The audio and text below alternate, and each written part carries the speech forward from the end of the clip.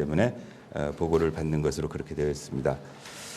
이제 저희가 요구해서 들었던, 그래서 그 전에 지금 지난번 의정 브리핑에서 설명드린 대로 전임 시장 시절에 한강변 도시개발 사업을 하기로 예정되어 있었는데, 그게 도시개발법이 이제 개정됨에 따라서 지금 난항을 거듭하고 있다가 지난 1월 31일자로 31일이 맞죠, 김성태 의원님? 1월 31일자로 1월 26일이었나 보군요. 1월 26일자로 도시공사 이사회에서 그 사업을 이제 취소하겠다는 보도를 받고, 그때 여기 브리핑 시간에 제가 듣고 확인했더니 그게 사실이라고 그래서 그 부분에 대한 절차들을 좀 설명해 달라고 그랬습니다. 그래서 보고 이유는 이제 쭉 저희가 정리를 하면 이런 겁니다.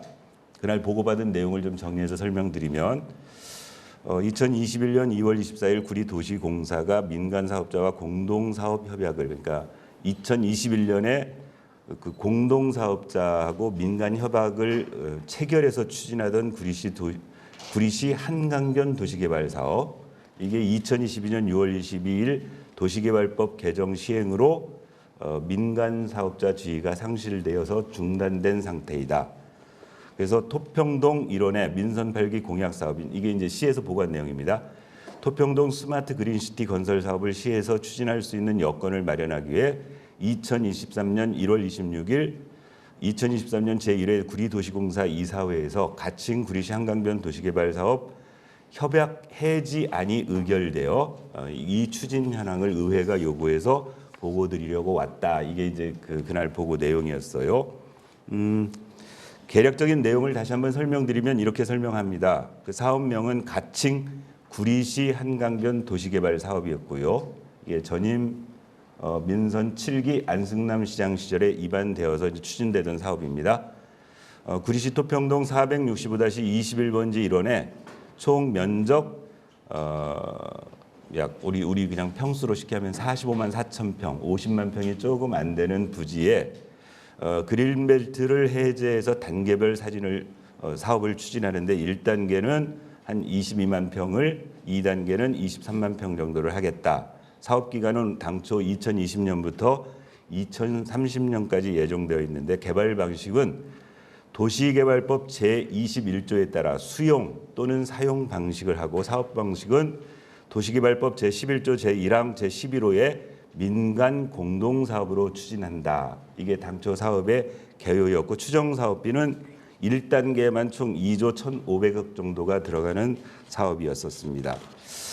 그간의 추진 경위를 보면은 2020년 7월 27일에 당초 그 해당 부지에 추진하고 있던 전전임이겠네요. 전전임 박영순 시장 시절에 추진되던 GWDC 조성 사업을 종결하고 구리시 한강변 도시개발 사업으로 하겠다라는 사항을 최초로 안승남 당시 시장이 시의회에 보고됐다고 합니다. 2020년 그게 7월입니다. 그리고 2020년 8월 달에 그 민간 사업자 공모 공고를 했고, 11월 24일에 우선 협상 대상자를 선정을 했고, 그 선정 대상자가 구리 AI 플랫폼 시티 개발 사업단이라는 이름으로 민간 사업자가 들어갔고, 2021년 2월 24일에 구리 도시공사와 당시 민간 사업자로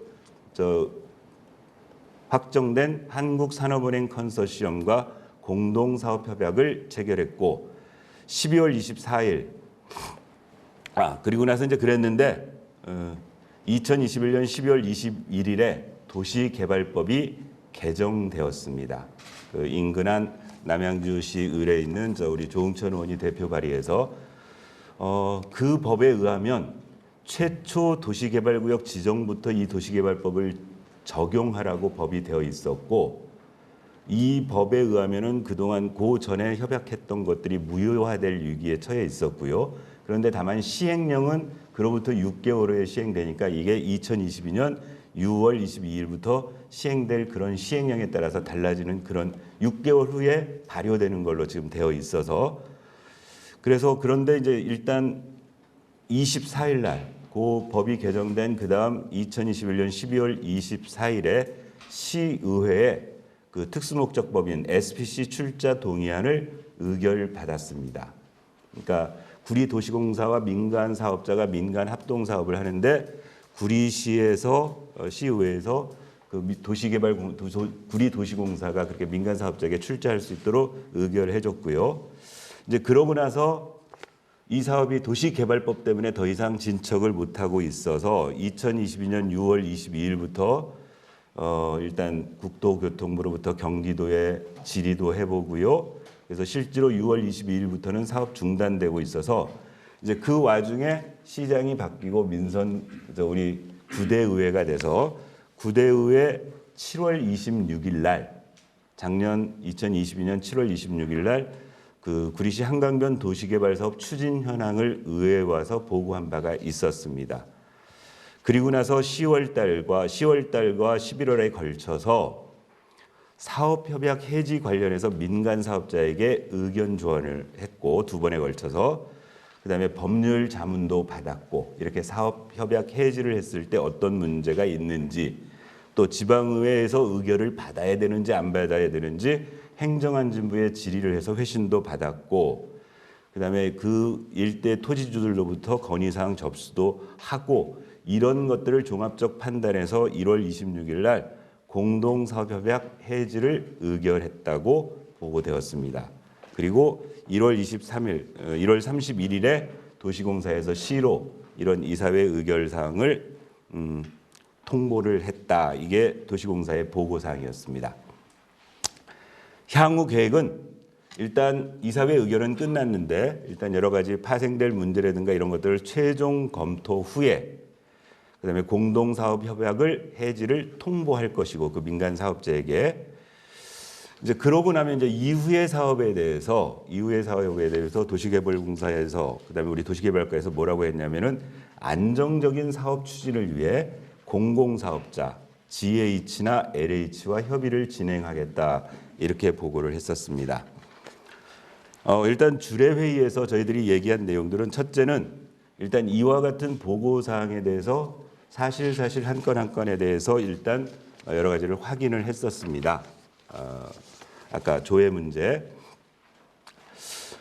이제 확인 결과 아까 공동사업자에게 이 협약 해지하면 어떻겠냐는 의견 조회를 했을 때 그 민간 공동사업자의 의견은 현재 도시개발법의 이제 그 종천 의원이 발의한 도시개발법으로 인해서 이렇게 사업이 진행되는 중간에 진행돼 있는 사업이 경기도에만 한 10여 개가 되고 있기 때문에 거기에 대한 파생되는 문제 때문에 지금 도시개발법을 다시 개정하자는 개정안들이 발의돼 있는 상태입니다. 여러 건이.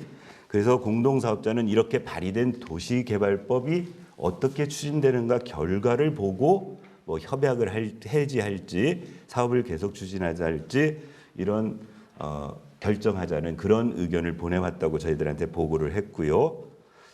일단 지방의회 의결 여부가 필요하냐는 그런 질의회신 결과 행안부에서는 일단 처음 사업을 시작할 때는 지방의회 의결을 받았지만 사업을 변경하거나 취소할 때는 어떤 특별하게 지방의회 의결을 받으라는 규정이 없으니까 구태여 필요하지 않다. 이런 의견을 받았다는 거고요. 그다음에 그때도 말씀드렸겠지만 이제 저희가 요구한 자료가 한 5가지 됐는데 2가지만 주고 3가지 안 줬다고 제가 지난 의정 브리핑 시간에 말씀드렸는데 이제 그중에 그 이사회 회의록을 왜 안 주느냐 그랬더니 이사회에서 주지 않는 것으로 결정했다는 겁니다. 그 안에는 뭐 실명 기재가 되어 있고 뭐 일단 그 부분은 우리 전문위원실에서 이 안 주는 것이 정말 맞는 것인지에 대한 검토를 통해서 계속 이사회 회의록은 요구할 예정입니다. 그다음에 우리 그 의원님들이 이런 질문을 했어요. 만약에 지금 저 국회에 발의되어 있는 민간 사업자 얘기처럼 그 개정이 도시개발법이 다시 개정돼서 이 사업이 유효해야 되면 어떻게 할 것이냐 그랬더니 도시공사의 답변이 뭐냐면은 일단 그 전에 여기 해지 통보하면은 민간 사업자가 공공사업협약 해지 무효 소송을 할 것으로 예상된다. 그래서 소송 결과에 따라서 어떻게 해지 이렇게 해결해야 되지 않겠느냐 그런 답변을 했습니다. 또 하나 저희가 그 관련해서 여쭤봤던 것은 현재 사장과 도시공사 사장과 본부장의 임원추천위원 요구가 임원추천위원회 구성을 위해서 임원추천위원을 추천해달라는 공문이 도시공사로부터 의회로 왔는데 정확하게 지금 어떻게 돼 있는 거냐 물어봤더니 도시공사 사장은 2022년 11월 4일 날 사표를 제출했고 본부장은 2023년 1월 4일 날 사표가 제출되었는데 아직은 수리가 되어 있는 상태는 아니고 현재 사표를 제출한 상태로 근무 중이다. 하지만 차후에 이 부분을 해결해야 되기 때문에 임원추천위원회를 구성을 요구하고 있다. 그런 거고요.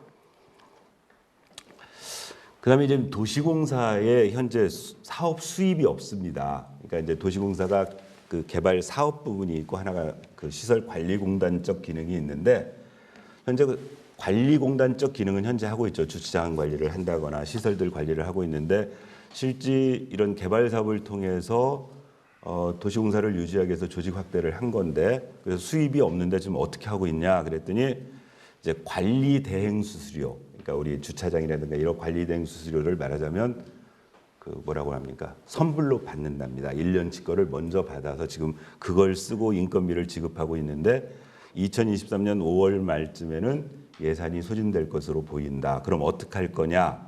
그랬더니 뭐 향후 자금을 융자하거나 또 하나 그 도시공사에서 도시개발 민간합동 도시개발 사업으로 추진하고 있는 것 중에 저 수택동에 있는 아이타워 건립 사업이 있습니다. 그 사업은 도시공사가 소유하고 있던 옛날 공장형 저 아파트형 공장 부지를 도시공사와 민간 사업자가 이 민간 합동 사업 방식으로 회사를 구성했고 그 회사의 그 토지를 팔았거든요.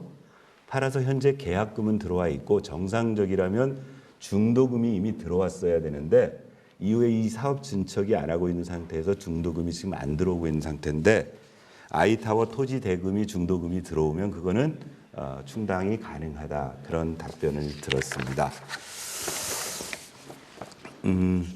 하여튼 지난번에도 설명드렸던 것처럼 그 구리시가 가지고 있는 어떤 도약의 계기가 될 수 있는 몇 개 안 된 부지 중에 하나인 이 한강변 도시개발 사업이 이렇게 지금 난항을 겪고 있는 부분에 대해서 의회에서는 하여튼 시민에게 이익 가는 방식으로 또 하나 아까 잠깐 설명드렸던 것처럼 향후 이 한강변 도시개발 사업이 만약에 완전 안 되면 어떻게 할 것이냐 했을 때 시장의 공약 사업을 하는데 그게 GH나 LH하고 사업을 하겠다라는 얘기가 나왔을 때 의원님들이 의견 중에 하나는 실제 그동안 LH나 GH 이런 소위 공공사업자하고 해서 우리 구리시가 이득 또는 구리시에게 실질적인 이익이 전혀 없었다는 데 대해서 경계를 해야 된다는 그런 당부. 예를 들면 대표적으로 갈매동 보금자리 주택 문제가 그렇습니다.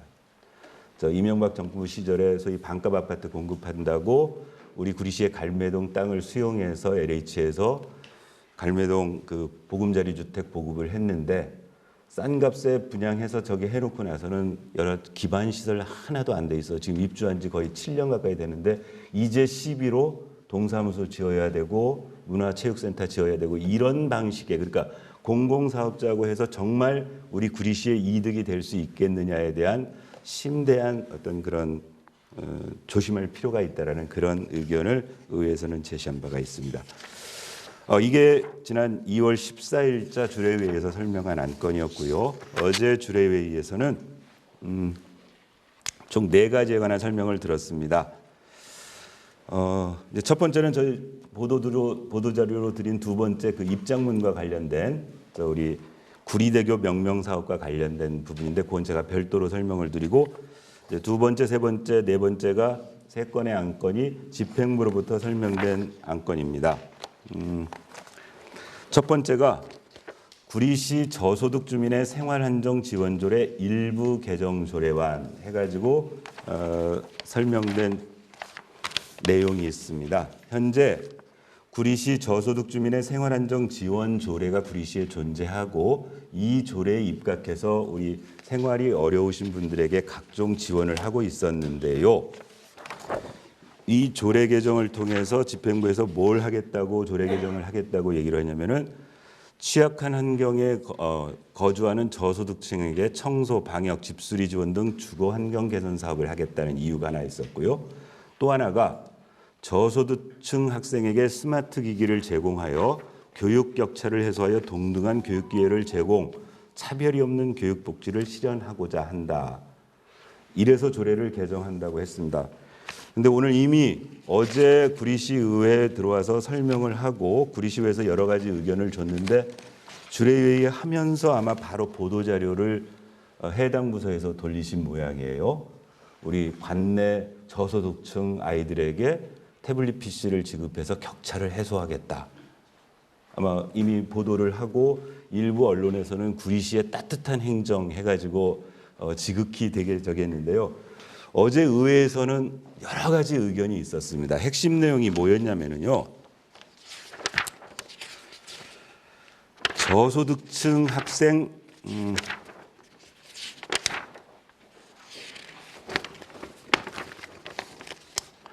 일단 주거 환경 개선 사업은 1년에 한 100가구 정도 해가지고 1인 한 가구당 100만 원씩 정도를 해서 주거 환경 이렇게 어려운 이렇게 집 고쳐주고 하는 그런 일을 하겠다는 거였고 보다 큰 예산의 범위는 말씀드렸던 것처럼 저소득층 아동에게 스마트 기기를 구입하는 비용을 신설하겠다는 내용이었습니다. 일단 집행부의 구상은 이런 겁니다. 일단 올해 2023년도에 약 600명에게 1인당 70만 원 정도 되는 스마트 기기, 그러니까 물어보니까 그건 태블릿 PC를 상정하는 것 같은데요. 그거를 지급하는데 4억 2천 정도의 예산을 쓰겠다. 내년도부터 2027년까지 역시 연간 이제 절반 정도 한 300만 좀 줄여서 한 3억 정도 예산을 쭉 이렇게 쓰겠다라고 들어왔어요. 이제 의회에서 지적한 큰 두 가지 문제가 하나가 있었습니다. 일단 요 지원에 그러니까 저소득 주민의 생활안정 지원조례 일부 개정 조례안인데 이 조례에 보면 현재 저소득층 그 주민들을 위해서 지원할 수 있는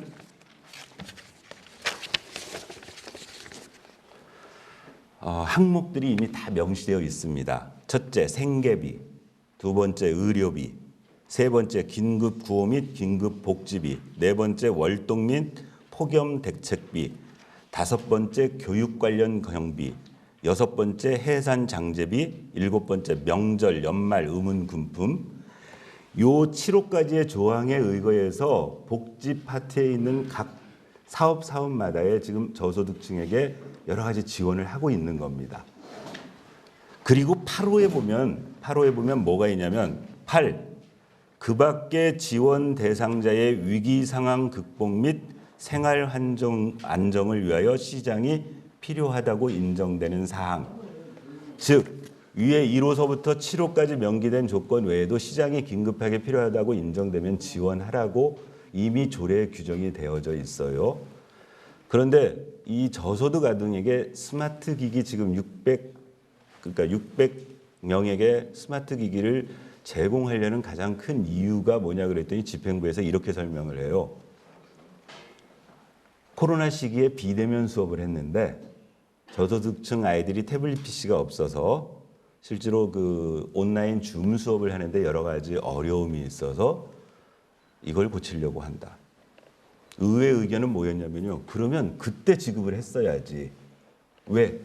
기존 조례 8호의 시장이 판단해서 정말 우리 아이들의 수업이 문제가 생기면 그때 긴급하게 이 조례에 의거해서 얼마든지 예산 편성해서 그 코로나 시기에 비대면 수업할 때 아이들에게 지급할 수 있는 조항이 있었는데 내내 안 하고 있다가 이제 조례 개정을 통해서 조례 속에다가 스마트 기기를 지급할 수 있다는 항목을 집어넣고 그것도 올해 추경에 반영해서 지급을 하겠다고 합니다. 그래서 의회에서는 어려운 우리 지역에 살고 있는 아동들에게 지원하는 부분에서는 의회가 하등 문제 제기할 이유가 없다. 다만 방식이나 형식에 있어서 온당치 못하다는 여러 가지 의견을 냈었습니다. 그리고 조례 개정할 때는 이런 그 비용 축에서라는 걸 꼭 붙이도록 되어 있는데 이 비용 축에서 자체도 사실은 되게 엉터리다. 예를 들면 이제 지적한 것 중에 하나가 이거였습니다. 2023년에 600명에게 70만 원짜리 스마트 기기를 지급해서 4억 2천이 들어가는데 2024년도에는 300명에게 지급하는데 약 3억 1천만 원이 소요될 거라고 예측을 했어요. 상식적으로 이해가 안 된다고 그랬습니다. 지금 지급하는 대상 아동이 초등학교 1학년부터 고등학교 3학년까지 12개 학년에 600명을 올해 지급을 했으면 내년도에 추계 인원이 상식적으로 볼 때 신규 새로 1학년이 되는 아동밖에 생기지 않을 텐데 그럼 600명의 12분의 1이어야 정상일 텐데 300명의 산출 근거가 뭔지도 또 하나 이 태블릿 PC가 이후에 이 사용될 때 계속적 사업으로 될지 한시적 사업으로 될지에 대한 명확한 기준도 없고 이 모든 이런 기기는 소위 내구년한 존재하는데 내구년한에 대한 고려도 없이 그야말로 졸속으로 설계된 안. 더군다나 지금 오히려 이제 비대면 수업이 다 풀리고 다 대면 수업으로 돌아가 있는데 시급성도 없는데 이걸 구태여 추경으로 조례를 개정해서 추경으로 반영하겠다라는 발상에 대해서는 지극히 온당치 못하다는 의회 의견을 얘기했었습니다. 이제 여기 하나가 있었고요. 그랬는데 의회에서는 어제 그런 의견을 했는데 아마 오시면서 보도자료를 돌리셔가지고 이미 스마트 기기를 올해 우리 아동들에게 다 지급하는 것처럼 할 것으로 예정된 것처럼 되어져 있고 그게 구리시의 가장 따뜻한 행정으로 미화되어서 보도되는 그런 상황이 되어버렸습니다.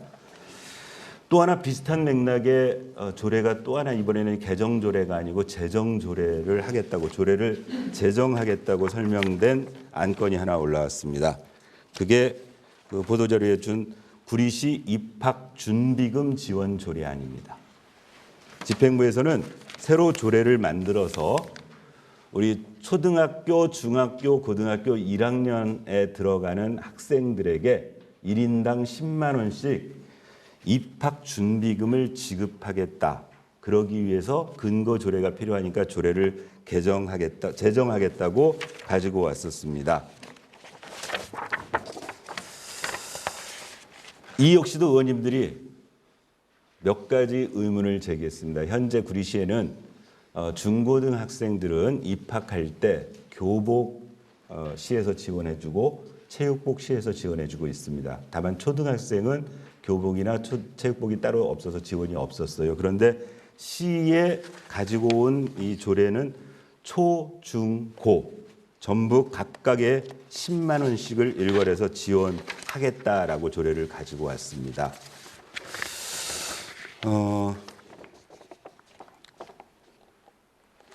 이걸 왜 하는지 일단 이유를 좀 설명해 달라고 얘기를 했어요. 그냥 아이들 새로 입학하는데 시가 좀 지원해 줬으면 좋겠답니다. 그다음에 그 조례 안의 내용에 보면 지원 금액은 입학준비금 지원 금액은 입학 준비에 필요한 물품의 종류와 시장 가격, 지원 예산 등을 종합적으로 고려하여 매년 시장이 정한다. 이렇게 조례를 만들어 왔거든요. 그럼 올해 10만 원으로 정한 산출 근거는 뭐냐? 또 초등학생과 중학생과 고등학생이 입학 준비할 때 들어가는 물품 비용들이 다 다를 텐데 일률적으로 10만 원을 적용하는 이유는 뭐냐? 잘 설명이 안 되어져요. 그것도 여기 이제 또 하나 부칙에다가 어떻게 했냐면 올해 임시회가 열리면 지금 저희가 이제 다음 주에 임시회 예정이 되어 있고 이건 어제 조례 설명을 했기 때문에 아직 상정이 안 되면 아마 3월 임시회쯤에 상정될 것 같습니다. 3월 달에 조례 개정해서 추경의 예산 반영해서 올해치 입학 준비금을 올해 지급한답니다. 이 지금 계획의 추이가. 그래서 아니 도대체 입학 준비금은 입학 준비할 때 2월, 3월 달에 해서 3월 달에 할 수 있도록 지급하는 건데 올해 입학 준비금을 물리적으로 암만 빨라야 저희가 볼 때는 6월쯤에나 지급이 될 텐데요. 이렇게 하는 이유가 뭐냐? 나중에 담당 과장하고 추가적으로 얘기 듣다 보니까 입학준비금이 시장 공약 사업이랍니다. 그러니까 일단 담당 공무원들 입장에서 시장 공약 사업인 만큼 1차 연도서부터 지급을 해야 될 필요가 있어 보이는 듯해요. 개인적으로 제가 담당 과장에 이런 말씀을 드렸습니다. 현재 우리 구리시장이 소속해 있는 그 당에서는 보편적 복지를 상당히 반대하는 것으로 알고 있는데 이렇게 보편적 복지를 확대하려는 시장의 정책이 이게 맞는 건지, 거꾸로 저는 이제 더불어민주당 그 당적을 가지고 있는 의원인데 저희 당에서는 보편적 복지를 비교적 주장하는데, 야, 이게 지금 이런 방식으로 이렇게 전 학생들에게 이렇게 지급하는 게 옳은가에 대해서 의원님들이 여러 가지 제안을 의문을 표하고, 또 한번 좀 심사숙고해보자. 시기 문제도 그렇고 선택과 집중의 문제도 그렇다. 정말 우리 구리시에 좀 더 아이 키우기 쉬운 도시 뭐 이렇다라면 오히려 아래서부터 초등학생들에게, 중고등학생들 이미 교복, 체육복이 지원되고 있으면 초등학생에게 더 실질적으로 도움될 수 있는 만큼 집중을 해서 더 어린 아이서부터 구리시에 가면은 도움을 받는다라고 해야 우리 구리시에 뭐 좀 아이들도 오고 아이들 가진 부모들이 오고 이런 도시가 되지 않겠느냐 등등의 의원님들의 여러 가지 조언이 있었습니다. 이후에 어떻게 수정해서 본회의에 상정할지는 이제 집행부의 과제일 것 같습니다. 그리고 마지막으로 저 제8기 구리시 지역 보건 의료 계획을 보고했는데요. 이건 2023년부터 2026년까지 저 보건 계획을 용역해서 보건소에서 다음 아마 저 본회의 때 다시 보고를 할 내용으로 보건 의료 계획입니다. 이제 그리고 이제 요게 오늘 그 보도자료 처음 드리신 저 우리 의정 브리핑과 관련된 내용이고요. 이제 그 다음 하나가 보도자료가 또 하나 있습니다. 저 구리시의회에서 한강 횡단 교량 명칭 관련해서 이제 뭐 다 아시겠지만 아름아름 아시겠지만 이제 지난 일요일 날 이제 그 기사가 최초 기사가 실렸고 이후에 몇몇 우리 기자님들이 기사를 받아서 기사를 실어 주셨어요. 핵심 내용은 현재 그 우리 구리 안성 간 이제 세종 포천 간 총 고속도로 중에 우리 구리 안성 부근의 구간에 한강에 교량이 지어지고 있는데 그 다리는 현재로서는 당초 이 계획을 초기 입안 단계에서 가칭 고덕대교로 명명해서 일단 계획이 진행돼 있습니다. 그런데 이게 이제 내후년쯤에는 완공이 준공이 될 상황이기 때문에 그 다리 명칭과 관련해서 지금 우리 구리시에서는 시민들이 그 다리 이름을 구리대교로 변경해야 된다, 확정해 달라라는 서명 운동을 하고 있습니다. 이렇게 다 아시겠지만 이제 그 부분과 관련해서 시민들이 이렇게 열심히 일하고 있는데 구리시 의회는 뭐 하고 있느냐?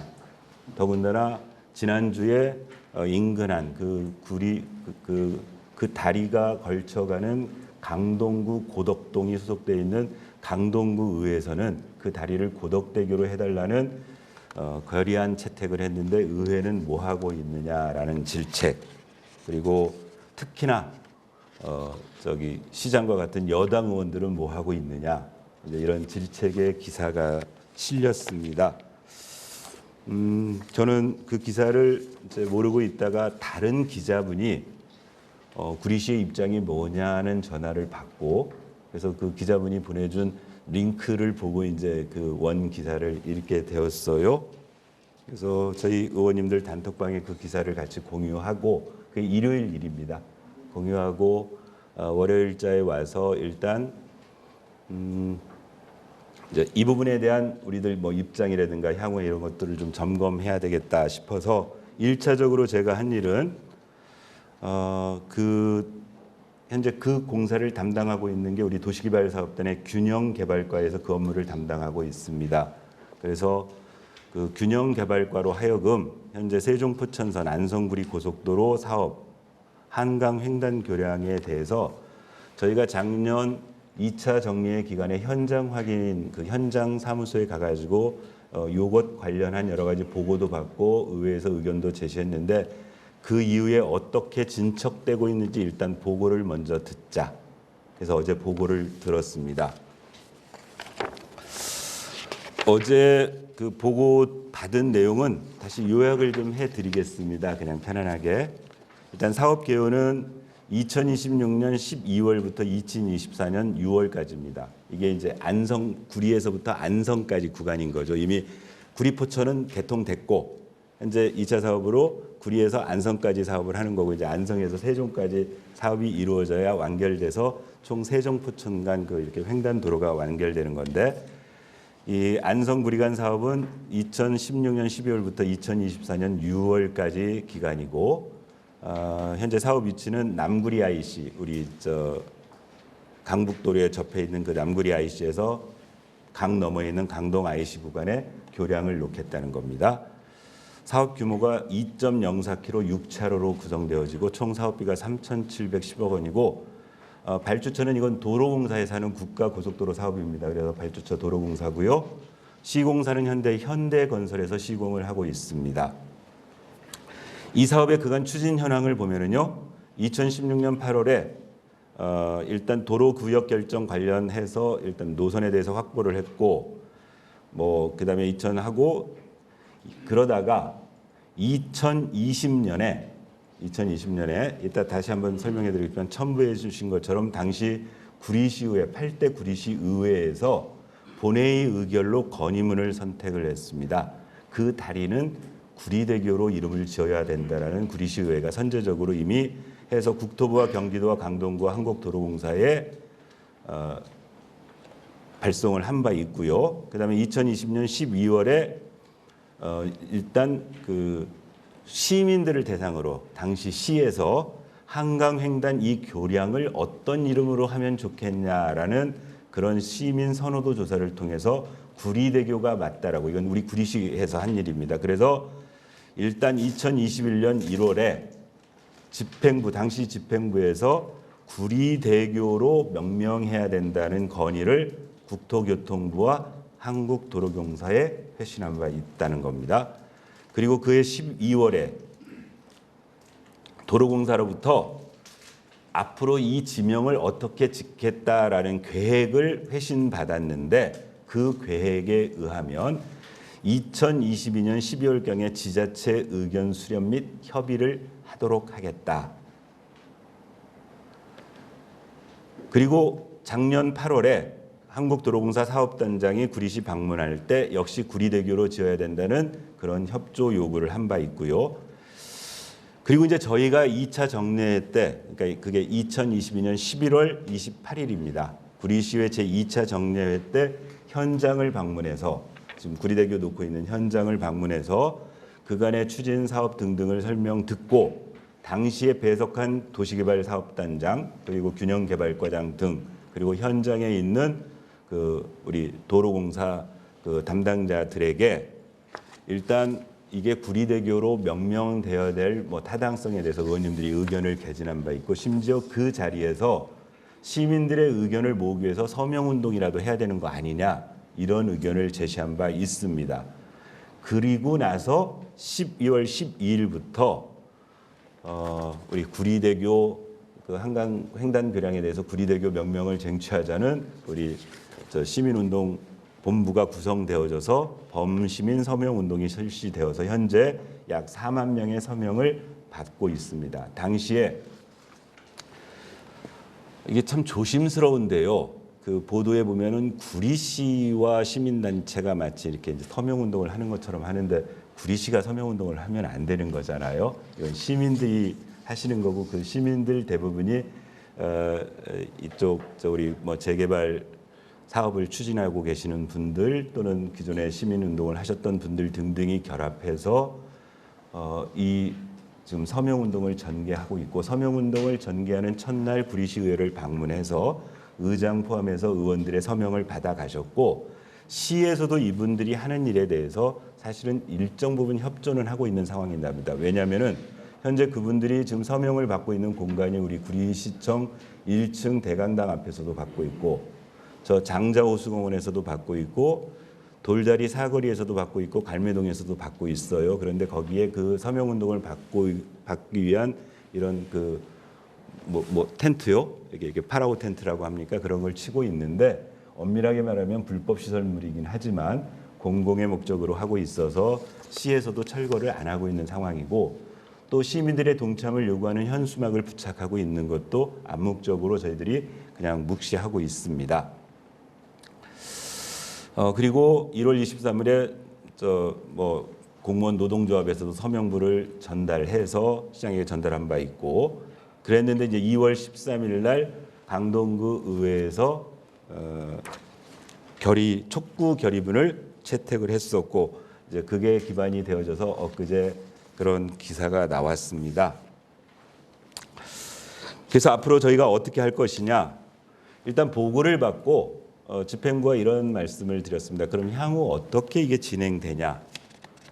향후 진행되냐 물어봤더니 앞으로 이렇게 될 예정이랍니다. 지금 일단 한국도로공사에서 지자체 의견을 수렴을 하고 있어요. 당연히 구리시는 구리대교로 해달라고 요구를 할 거고, 강동구에서는 고덕대교로 해달라고 요구를 할 거고, 또 지자체가 우리는 경기도니까 경기도에도 의견 조회를 할 거 아닙니까? 그럼 경기도는 당연히 구리시 편을 들어서 구리대교로 해달라는 거고, 강동구가 속되어 있는 광역단체인 서울시에도 의견 조회를 하면 서울시는 강동구의 의견대로 고덕대교로 해달라고 할 가능성이 많고, 이렇게 지자체 간 협의가 어려워지면 국토부에서 시설물 명칭 심의위원회 상정하고 결정하도록, 국가지명위원회라는 위원회에 이 시설물 명칭 심의위원회를 만들어서 거기에 상정해서 결정하도록 되어 있다고 합니다.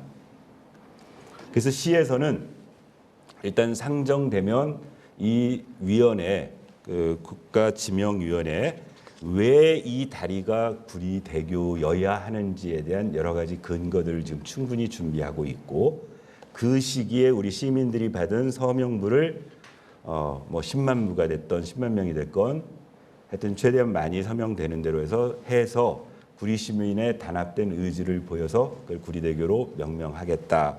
이게 집행부의 보고 내용이었습니다.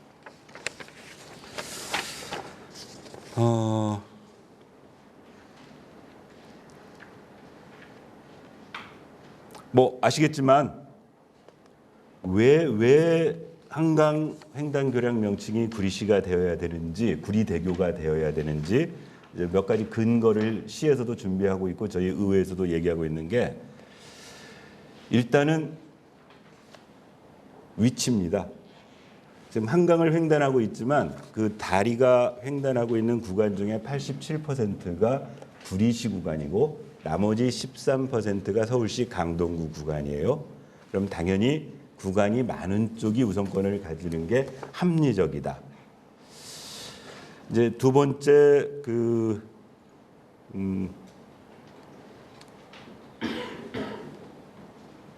통상적으로 지금 한강의 교량을 짓고 있는데, 어제 집행부의 설명입니다. 통상적으로 한강의 교량을 짓고 있을 때 이 교량 자체가 양대 행정구역을 다 이렇게 넘나들게 되지 않습니까? 그러면 나름대로 형평성 고려를 해서 그동안 쭉 해온 게 교차해서 하는 경우, 예를 들면 김포하고 고양시가 같이 되면은 하나는 고양시 쪽에 있는 행주대교라고 지으면 그 다음에는 김포대교라고 이름을 짓고, 이런 방식의 순차적 교차하는 게 보다 합리적이다. 현재 우리 지금 짓고 있는 그 안성선 있는 다리 바로 위쪽이 뭐냐면 강동대교입니다. 그게 제일 그 외곽 순환도로상에 지어진 도로인데, 당시에 강동대교로 지어져 있다면 이제 교차해서 똑같이 강동구와 구리시에 연해 있는 다리를 지을 때는 이번에는 구리대교로 짓는 게 순차적으로 맞다. 왜냐하면 그 위쪽도 마찬가지로 팔당대교하고 또 무슨 다리죠? 팔당대교 바로 밑이? 새로 생기는 건 미사? 아니, 미사대교 말고 현재 있는 게.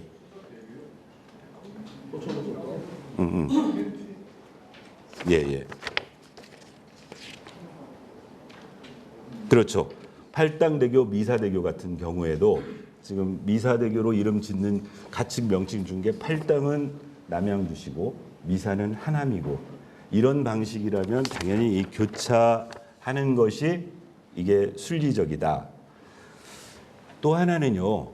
상식적으로도 이제 주명위원들에게 저희가 어필해야 될 부분 중에 하나가 가서 지형을 현장을 보신 분들은 아시겠지만 우리 지금 구리 지역 구리 구간 쪽에는 현재 시민들의 소중한 앞으로의 공원 공간이 될 한강 시민공원이 그냥 전부 그 다리 교각으로 완전 난장판이 되어 있는 상태입니다.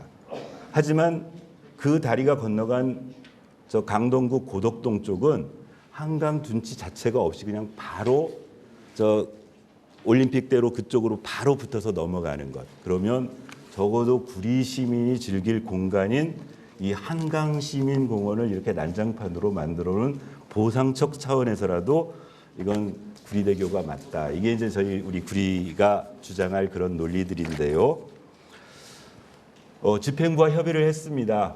자, 구리시 의회가 어느 시점에 어떤 내용으로 결의문, 건의문을 선택을 해서 가장 합리적인 방법으로 전달하는 것이 저 다리 이름을 구리대교로 명명하는 데 도움이 되는지 늘 우리 의회와 협조해서 그 시기에 맞춰서 우리가 얼마든지 같이 협조하자. 그래서 이 다리 이름은 꼭 구리대교로 만들자.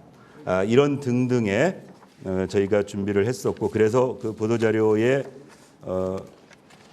첨부된 안처럼 그 뒤에 일단 입장문 뒤에요. 이미 그 지난 2020년에 보냈던 우리 건의문도 제가 첨부해 놨고요.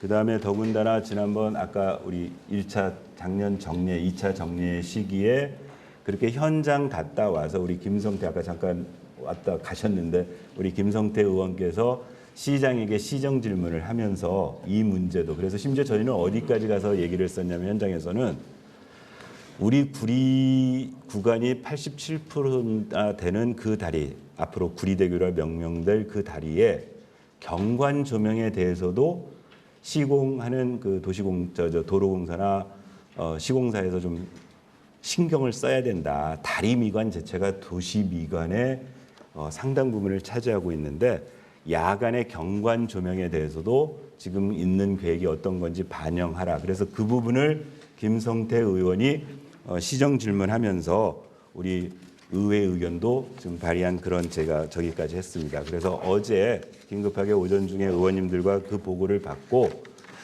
오늘 입장문을 좀 이렇게 우리 의회를 이렇게 좀 요약해서 채택을 해서 우리 시민들께 발표하자 해서 첨부되는 게 입장문이고 이 입장문 작성에 우리 그 신동아 운영위원장님이 운영위원님들하고 어제 운영위원회에서 채택을 했거든요. 그래서 입장문 낭독은 우리 신동아 운영위원장께서 해주시겠습니다. 나와서 좀 해주십시오. 네, 운영위원장하고 있는 신동아 위원장입니다. 입장문 발표에 앞서서 아까 조례 설명과 관련해서 의원들 의견 몇 가지 보완해서 말씀드리지 않겠습니다. 저소득층 자녀들에게 태블릿을 나눠주는 집행부의 의견과 관련해서 소득 격차에 따른 학력 격차 해소를 위해서 구리시가 적극적으로 지원해야 될 필요가 있다는 부분은 서로 공감합니다. 다만 코로나 비대면 상황이 해소된 상황에서 태블릿 PC를 나눠주는 것이 아이들의 소득 격차에 따른 학력 격차를 해소하는 데 도움이 될 거냐? 그렇지 않을 것 같다. 나 같으면 아이들한테 태블릿 PC 나눠준다고 하면 내가 부모라면 그거 뺏겠다, 안 주겠다 이런 입장을 가진 의원도 있었고요. 또 한편으로는 여기 아이들 사이에 소득 격차는 학력 격차를 넘어서 그 소외감을 줄 수 있다라는 인식 때문에 그것 정도는 구리시의 재정 상태를 볼 때 아이들의 소득 격차에 대한 학력 격차 해소보다도 아이들의 자존심을 높여주는 차원에서라도 주는 것도 괜찮지 않을까 하는 생각을 한다라는 의견도 있다는 점.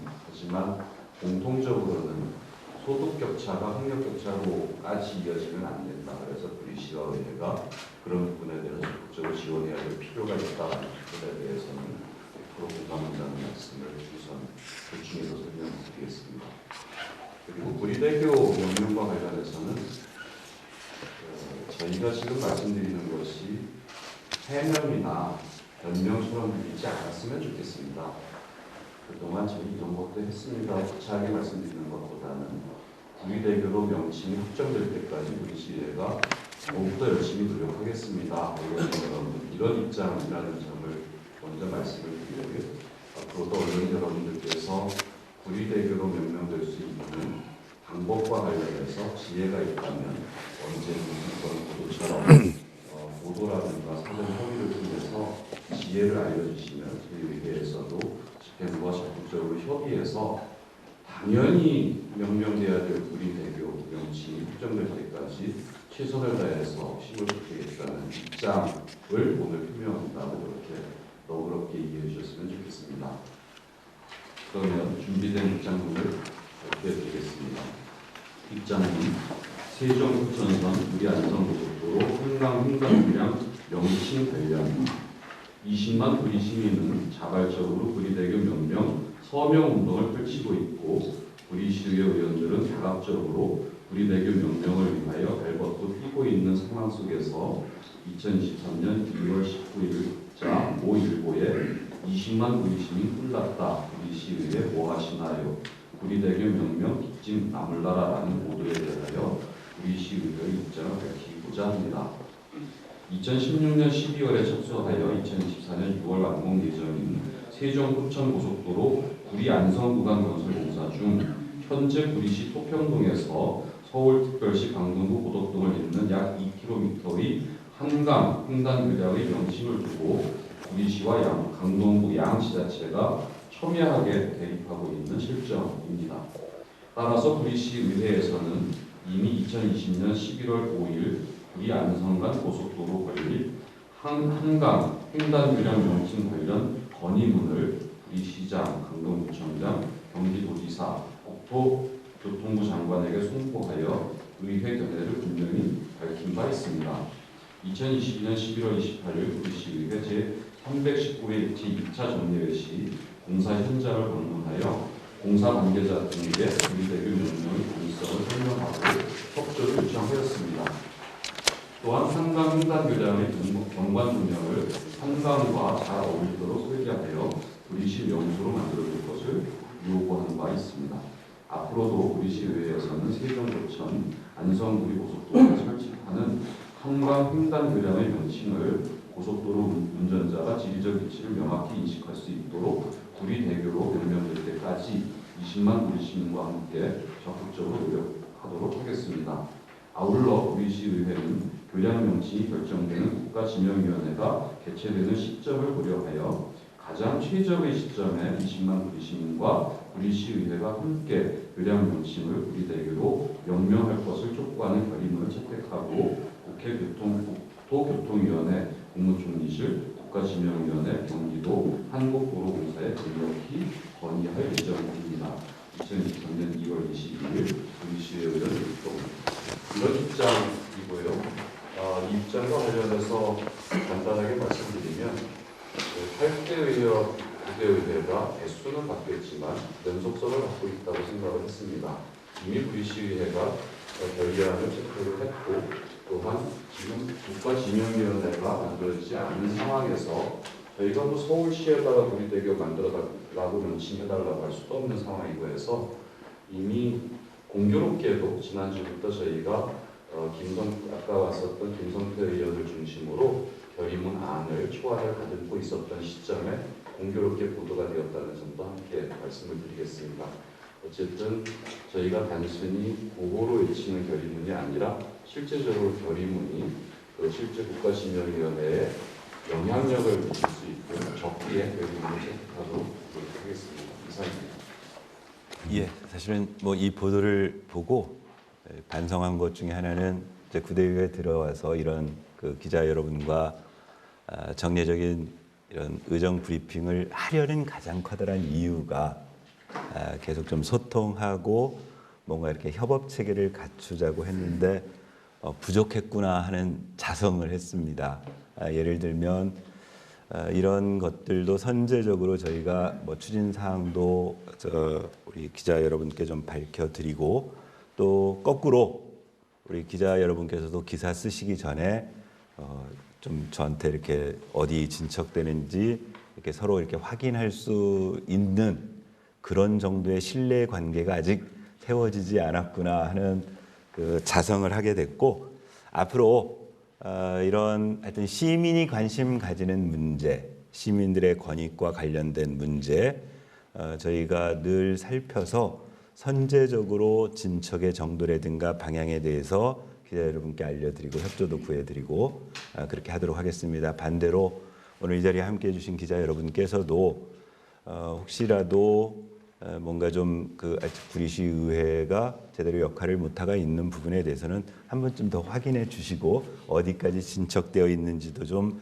이렇게 문의해 주시면 친절하게 설명드리고 같이 협업할 수 있는 그런 체계를 만들도록 하겠습니다.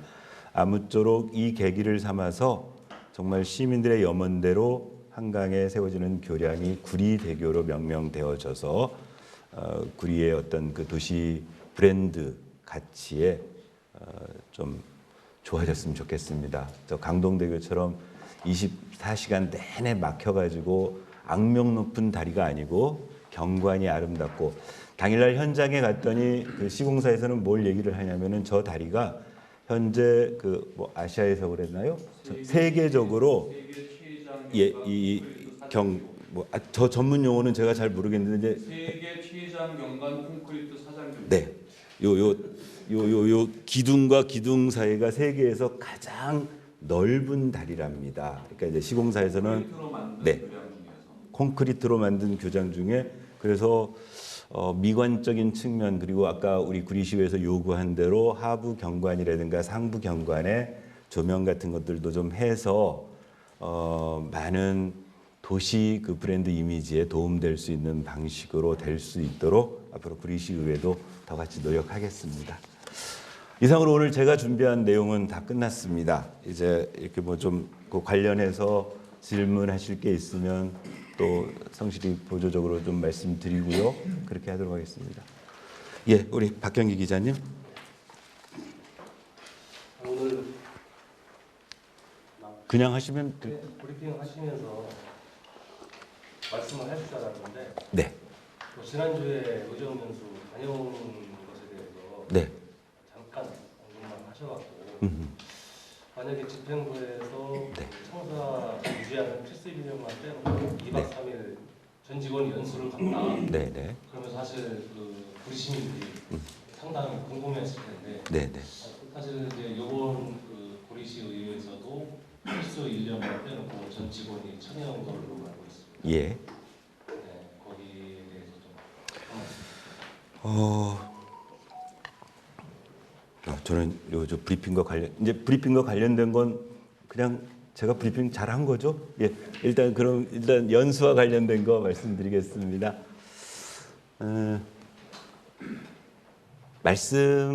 제가 지난번에도 말씀드렸지만 그 이제 의원 연수와 관련해서는 시민들의 눈초리 또는 언론들의 눈초리가 따갑다는 것 충분히 인식하고 있습니다. 그래서 작년 저희가 그 구대 의회가 출범하고 이제 그 동안은 그냥 뭐 타이로 이 코로나 전국에서 약 한 3년간 이런 연수 자체를 불가능했었고요. 그나마 부분적으로 작년 저희가 이제 구대 의회 출범한 이후에는 부분적으로 마스크를 써도 뭐 그런 것들이 가능해서 하반기에 의원들 하고 필수 인원 몇 명만 해서 이제 2차 정리에 대비를 하기 위한 그 실무 역량 강화를 위해서 보령시로 2박 3일간 연수를 다녀왔습니다. 프로그램이나 이런 부분에 대해서 저는 뭐 자부합니다. 일단 저희가 현재 구리시의회 8명의 의원 중에 재선 1명, 3선 2명이고 초선이 5명이면 초선 5분의 어떤 실무 역량을 강화하기 위한 교육이 필요한데 이제 흔히들 언론에서 말씀하시는 것처럼 그럼 왜 의회에 있으면서 공부하면 되지 왜 구태여 뭐 지방을 가느냐? 그건 이제 뭐 또 이렇게 보시면 될 것 같아요. 그건 뭐 의회뿐만이 아니고 모든 조직에서 단체에서 소위 그런 연수라든가 멤버십을 가지는 그런 MT를 가는 이유는 일단 공간을 분리해내지 않으면 예를 들면 지금 가장 바쁜 의원님들 8명을 다른 공간으로 분리해내지 않으면 의회에서 특별히 하루 8시간 붙잡아 놓고 있으면 중간에 다 위원회 가버립니다. 그래서 이제 공간 격리의 필요성 저는 분명히 존재한다고 생각했고 그래서 집중적 교육이 필요해서 비용이 들더라도 뭐 예산 범위 내에서 다 그거 세워놨다고 생각을 했고요. 그렇게 해서 작년 하반기 연수는 나름 그 성과에 기반해서 2차 정리의 시기에 우리 의원님들의 행정사무감사라든가 예산심의에 있어서 초선 의원님들이 발군의 역량을 발휘했다고 생각했습니다. 그리고 이제 2023년이 되었는데 고민을 했어요. 다시 이제 의원 연수를 해야 되는 상황을 가야 되느냐. 근데 이번은 두 가지 이유가 있어서 전체 의원 그 직원과의 연수를 생각을 했습니다.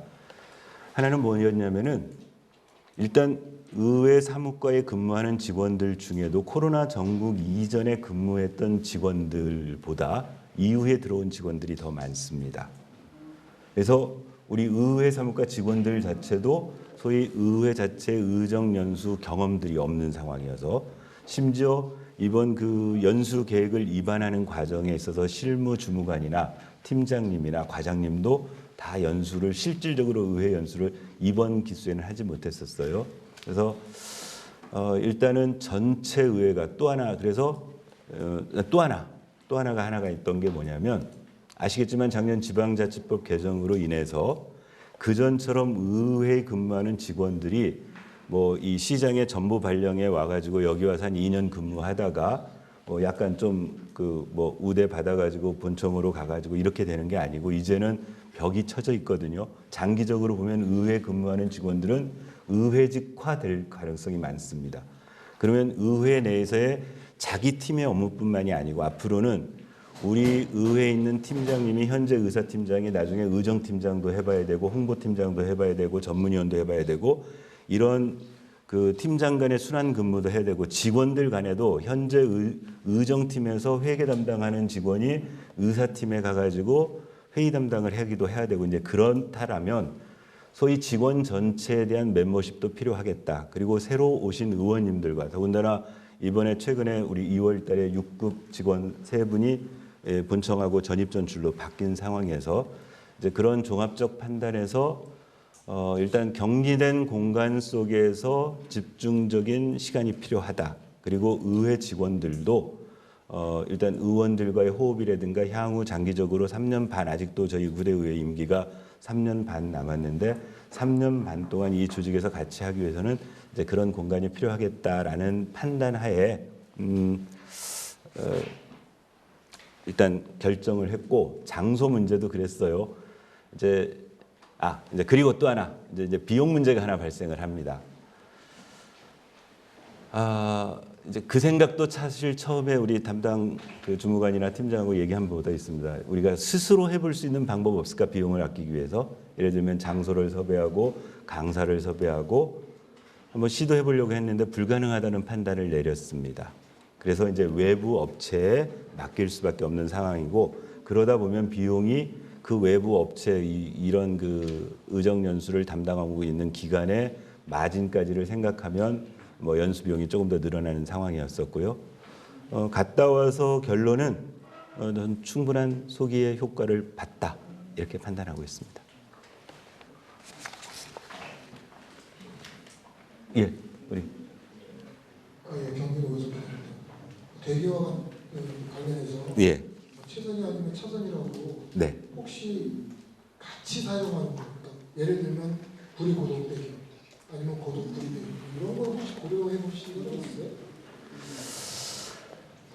이제 아마 그 말씀하시는 취지가 이제 구리 암사대교 때문에 그러신 것 같았어요. 근데 구리 암사대교하고 이 지금 그 우리 구리대교를 요구하는 다리는 조금 그 추진 경과 자체가 조금 다릅니다.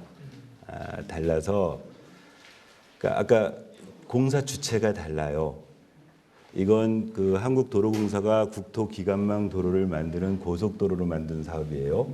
그래서 그러면 그 국토부나 소위 도로공사가 전체적으로 관리하고 있는 고속도로 상에서의 어떤 원칙이라든가 그런 것들을 저희는 강조할 수밖에 없습니다. 그런데 아시겠지만 지금 구리 암사대교는 당초 어떻게 된 사업이냐면은 터널은 민자 사업으로 지정돼 있고 그 민자 사업의 일환으로 그건 사실은 서울시 구간에서 서울시에서 만든 다리인데 이제 그 다리를 당초에 암사대교로 이제 자기네가 돈 들어간다는 이유로 했던 거고 당시에 우리는 우리 구간을 지나고 있기 때문에 이제 해서 그나마 협상안으로 구리 암사대교를 했는데 저는 이제 그 사례하고는 좀 케이스가 달라서 그건 당연히 아까 말씀드렸던 구간을 많이 차지하고 있는 이유 또는 그동안 한국도로공사가 자체적으로 그 어떤 원칙을 정해서 하는 부분 이런 등등을 살펴보면 구리대교가 되는 것이 맞다고 생각을 합니다. 심지어 뭐 이런 의견까지 있어요.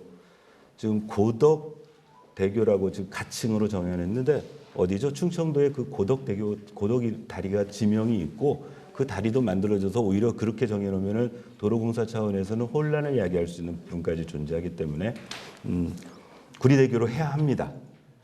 알겠습니다. 아직까지는 뭐 고려하지 않고 있다는 점을 이야기했습니다. 네. 네, 우리 황호 기자님. 예, 저기 마이크 드릴 겁니다. 제가 오늘 지금 말씀드리고 싶은 것은 네. 있었던 이 문제를 말씀드리고 하는 게 아니고 네, 지금 그 구리시 의회가 이제 한 달에 두 번씩 브리핑을 하는데 네, 이건 지금 현재 보면은 어느 지방자치단체 이외에 없었던 것을 지금 시도로 하는 걸로 지금 알고 있고 이 내용 자체를 보면은 굉장히 실무적이고 네. 현실적인 부분이라고 생각합니다.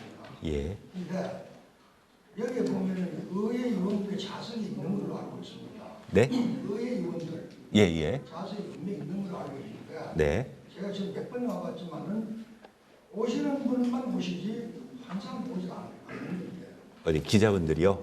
네, 네. 기자분이 아니고 의회 의원을 얘기하는 겁니다. 아, 의회 직원들이요? 의원, 의원들, 네, 네, 네, 네, 그러면은 네, 특히 그 국민의힘 같은 의원님들은 대부분 조선 의원인 걸로 알고 있습니다. 네, 이럴 때에서 이걸 참석하셔가지고 네, 시정이 돌아가는 운영을 보고서 아주 어떤 행정감사나 이런 부분에 대해서 예, 질문을 해야 되는데 사실 그 행정감사 때 되면은 답변하는 분이 보통 과장이나 국장급이 답변하거든요. 네, 그럼 그런 사람들이 30년 돼 있기 때문에 굉장히 노련합니다. 예, 조선이 어떻게 가지고 대학에 힘들어요. 그럴수록 여기 와가지고 듣고 경청하고 듣는 것을 해야만이 의원으로서의 자질이 있는 것인데 어떻게 의장님하고 국민의힘하고 소통이 잘 안 되는 겁니까? 아니요, 저기 황 기자님, 저 이제 이 취지는 뭐냐면은요, 우리 초선 의원님들 다 지금 집행부로부터 이런 자세한 보고를 어제 받았어요. 이 브리핑의 취지는 뭐냐면 그동안은 우리 의원들은 집행부로부터 주례회의에 이런 각종 자료를 통해서 설명 듣고 하고 있는데 이 부분들이 시민들에게 전달되지 않았기 때문에 그 어제 들은 내용을 요약해서 일단 제가 전달을 해드리는 거고 뭐 이 과정을 의원님들이 안 들으셔서 모르실 이유는 없고 이제 다만 말씀하신 것처럼 계속 의원님들께 예를 들면 그 업무와 관련된 문제가 있을 때는 해당 의원님들이 내려오셔서 브리핑 시간에 충분히 활용하시라고 말씀드리고 있습니다. 근데 제 개인 기자이신 생각으로는 네네. 의원님들은 각 지역에 주민들의 대표자가 알고 있습니다. 네. 그럴수록 와가지고 이걸 듣고 경청을 하고 해야지 한 번도 나타나지도 않으면 그분들은 의장님께 말씀하시고 예, 그렇게 제가 예, 알겠습니다. 우리 황 기자님 말씀하신 대로 기자님들께서 다른 의원님들도 의정 브리핑장에서 뵙기를 원한다고 제가 다음 주례 회의 때 말씀드리도록 하겠습니다. 예, 뭐 다른 없으신 것 같은데 그러면 예, 우리 최 기자님. 아까 말씀하신 내용 중에 예, 그 한강개발 사업에 대해서 네, 지금 도시개발공사에서는 공공사업자로의 방식을 하는 것을 보고하겠다라고 얘기가 있었는데 네. 그러면은 먼저 그 민간 사업 방식으로 했을 때 예. 지금까지 지난 한강개발 사업 했을 때 그 총 예산 예. 비용이 현재까지 우리가 구리시에서 얼마나 집행이 됐는지 예. 그걸 좀 알고 싶고요. 네. 지금 시의회에서는 네. 민간 사업자 방식으로 하는 것이 타당한지 안 한지에 대한 답변 필요합니다. 그리고 공공개발 사업으로 하는 방식으로 하게 되면 네. 한강개발 그쪽 땅 부지도 아파트 부지로서의 역할만 할 걸로 보여지는데 과연 구리시의 세수 확장을 할 수 있는 방안은 되지 않을 걸로 보는데 시의회 입장을 한번 듣고 싶습니다. 뭐 사실은 이제 시의회 의견을 물으면 제가 의원님들과 이 부분을 의회 입장을 정리한 바가 아니기 때문에 의회 입장으로 말씀드리기는 좀 어렵고요. 그럴까요? 제가 요약을 해볼까요? 일단 시의회가 어떤 입장을 가지고 있느냐고 물으신 게 다시 한 번만 해주시겠습니까? 정리해서. 공공개발 예. 사업으로 했을 때 예. 수익 사업이 과연 구리시가 될 수 있는 방법이 뭐가 있는지, 네. 그다음에 민간 사업자로 하는 것과 공공개발 사업이 둘 중에 하나, 시의회는 어떤 입장인지, 네. 네, 두 가지 들어가죠. 제가 의회는 집행권을 가지지 않아요. 그러니까 지금 이제 현재가 어떤 상황이냐면, 그러니까 집행권을 가지고 있는 전임시장 시절에 한강변에 있는 그린벨트를 활용해서 민관 합동 사업으로 개발해서 시가 얻어낼 수 있는 이득을 최대화하겠다고 사업을 만들어낸 거고요. 그게 소위 한강변 도시개발 사업인 거고. 근데 아까 설명드렸던 것처럼 그 도시개발법의 개정에 따라서 그 사업 진척이 안 되니까 현 집행권을 가진 시장의 입장에서는 일단 그 부분은 빨리 해소하고 이제 그 이후에 뭔가를 하는데 아까 저희에게 보고됐던 그 한 줄, 그 공공 사업 방식으로 협조를 해보겠다. 그리고 가로 열고 GH, LH 이제 그렇게까지만 지금 시가 구상을 하고 있다라고 저희들에게 보고를 한 거고, 의회는 그런 보고된 사항에 대해서 저희들이 이제 우려를 전달한 거죠. 공공가구 사업하면 우리 최 기자님 말씀하신 대로 그간 소위 그 LH나 GH나 이런 쪽하고 했던 사업은 대부분 택지 개발 사업 위주로 해서 아파트 보급하는 거고, 그 아파트 보급하면 그 아파트로 인해서 주거 환경 보급하는 것 이상의 별도로 시가 얻을 수 있는 이득이라는 것 자체가 되게 작아지기 때문에 그 부분을 어떤 방식으로 앞으로 그림을 그려낼지는 이제 시 집행부에서 의견을 줘야, 우리가 이렇게 일을 하겠다라고 의견을 주셔야 의회 입장에서는 그게 잘못인지 잘잘못을 따지고 의회가 승인을 하든 안 하든 하는 거지, 의회가 사실 선제적으로 뭘 하는 거는 그건 적절해 보이지 않습니다. 집행권을 가지지 않았는데.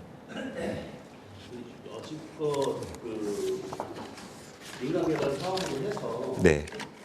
시 예산이 어떤 많은 썼는데. 네. 그건 다시 한번 정리해서 따져 보겠습니다. 그 전에 GWC 사업에 소위 시민의 세금이 얼마나 들어갔는지, 한강변 개발 사업을 추진하는 과정에 시의 예산이 얼마나 들어갔는지는 한번 집행부의 요구에서 추계를 해보겠습니다. 지금 현재 이 시점에서 구리시가 네. 만약에 공공사업으로 전환을 한다면, 네. 아까 말씀하셨듯이 먼저 민간 사업자로 했던 분들한테 네.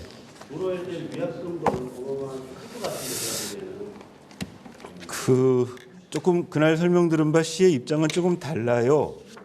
그 협약서 내용 중에 어떤 이런 이쪽의 귀책 사유가 아닌 사항으로 뭐 협약을 해지할 수 있다라는 협약서 내용이 들어 있어서 저쪽은 그럴 거 아니에요. 이거는 그런 당신네들의 착오로 인해서 착오든 뭐가 뭐 과실로 인해서 했으니까 그동안의 매몰 비용을 달라고 요구를 할, 만약에 손해배상 얘기를 하면 그럴 텐데 도시공사 입장에서는 그 계약서 상에 명시되어 있는 것들로 볼 때 그러지는 않을 것 같다라고 일단 도시공사는 판단을 하고 있는 것 같습니다. 네, 시각관계상 이것으로 공식적인 질의인 것이라면 종료합니다. 괜찮으실까요? 네. 의사 질문 없으시다면 이것으로 브리핑을 마치도록 하겠습니다.